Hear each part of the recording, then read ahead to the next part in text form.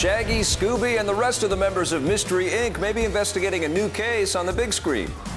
Variety reports that an animated Scooby Doo reboot is heading to theaters. The franchise started life as a cartoon series in the 1960s and has already seen 2 live-action movies, not to mention several animated revivals. It focuses on a group of youngsters and their somewhat talkative Great Dane who drive around in their hippie van and solve mysteries. Scooby and I found a place that sells mile-long hot dogs.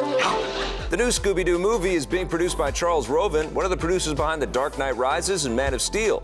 Let's hope it doesn't turn out too dark and brooding. Zoinks! Look at that! The man who ran home as Jackie Robinson is going to get on up with the Godfather of Soul. 42 star Chadwick Boseman is set to play the lead role in a biopic about legendary singer James Brown.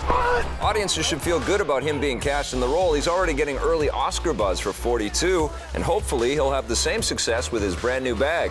This will be the first movie about the life of James Brown and will chronicle his rise from poverty in the South to global fame.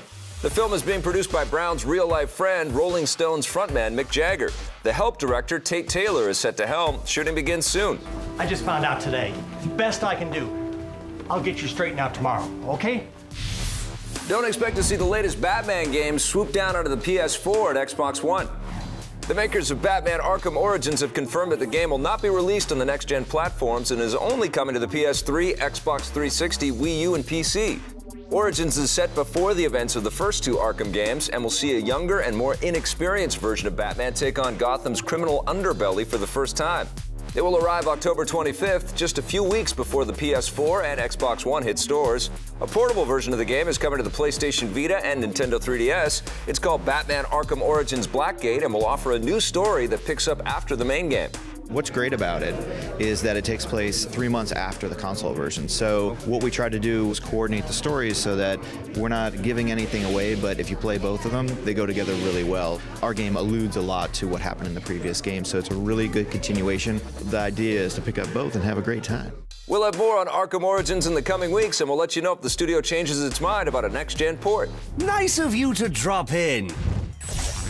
Someone called the Fuel Spill Services Department because there's diesel on the streets of Hollywood. Riddick and Fast and Furious lead Vin Diesel has been honored with his own star on the Hollywood Walk of Fame. This comes more than 20 years after he appeared in his first film, and he says that he never thought he would see his name on the iconic sidewalk. Diesel adds that he was humbled by the experience and considers himself lucky that he constantly gets so much love from his fans. You know, I don't know if the people 10 years ago that were getting these stars could have possibly felt what I feel on a daily basis from so many people that are so generous in their love. Vin Diesel's latest movie, Riddick, will tough it up in theaters next week. He'll also provide the voice of the heroic tree man Groot in Marvel's Guardians of the Galaxy, which takes off next summer. If you like your Diesel down to earth, he'll return to the driver's seat in the 7th Fast and Furious movie. Got some serious balls, man. I've been told. And believe it or not, the new Fast and Furious movie is getting even more badass. Along with Vin Diesel, the high-speed new film is set to see the return of The Rock and Paul Walker, along with the Transporter star Jason Statham as the new bad guy. They may have some competition, though, because a pair of martial arts experts are joining the cast. The first is Ong Bak star Tony Jaa. This will be his first time appearing in a Western film, but it's unclear if he'll be playing a villain or a hero. The other fighter joining the fray is UFC Women's Bantamweight Champion Ronda Rousey. She won't be the first UFC champ in the series. Gina Carano appeared in Fast and Furious 6. The new film begins shooting later this year, and it will hit the streets next summer.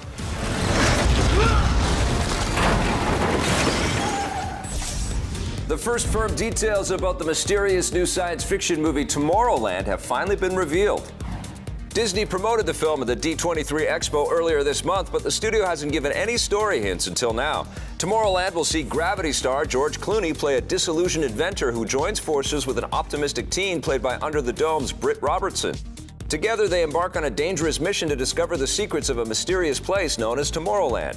Lost co-creator Damon Lindelof and Mission Impossible Ghost Protocol director Brad Bird came up with the idea after finding a box in the Disney archives labeled 1952. It was filled with cool, futuristic items that got their creative juices flowing.